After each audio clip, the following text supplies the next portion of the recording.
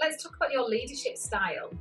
How would first of all, how would you describe your leadership style, and how does it drive the team, or if indeed drive is the right word, and then how does it affect the results? Because I know that leadership style to you is very important, and it's something that you have in your awareness and pay a lot of attention to. So, Um, I think if you ask anybody who's ever been part of any of the teams that I've been involved in, they'll probably say first and foremost that I'm very competitive, and sometimes that's a really great asset, and sometimes it's not such a great asset. But I really want to be in it to win it, and I want my team to be in it to win it as well. But that doesn't mean to say that it has to come at all costs. So in terms of the way that I operate and the way that I work, I tend to take a very fair and balanced approach to performance and how well we're doing or how well we're not doing. I do prefer to coach teams along to optimum performance. I've seen and experienced times over the years where we've not always had the ability to do as much of that as we would like. And usually in 3, 4, 5 years' time, we see an individual who wasn't working out for us do amazing jobs elsewhere. So I do genuinely believe in investing in our team.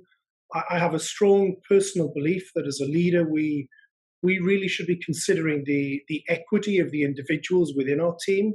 So, the way I look at it now is that if we work really well with that team, if we invest in those individuals, if we grow their personal equity and value so that they become much more attractive to our organization, but also to other organizations, then I think we're doing the right thing. And then I think we're creating individuals who've got the potential to grow into leadership roles in the future, and who also will have an understanding about what they then have to do and what their responsibilities are. But if we don't build the values and the equity of the individuals that we're working with, then in effect the team doesn't really grow and performance doesn't grow with that. And by building that personal equity within somebody, I think we can really demonstrate very tangibly what we're doing to help that individual grow on their career path. And that's a key strand of my leadership style.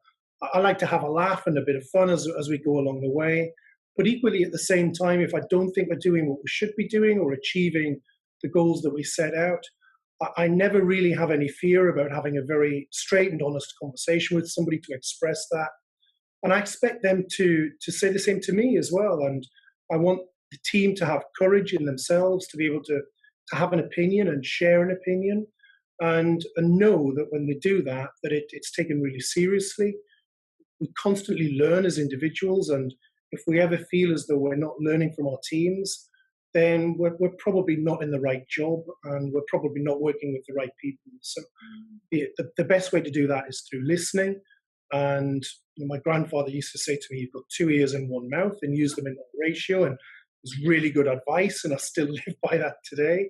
But as a leader, I think it's really important that we try to find out what's important to our team and what their concerns are, what their issues are, and understand ourselves how we can ease the discomfort related to that to allow them to perform at their best.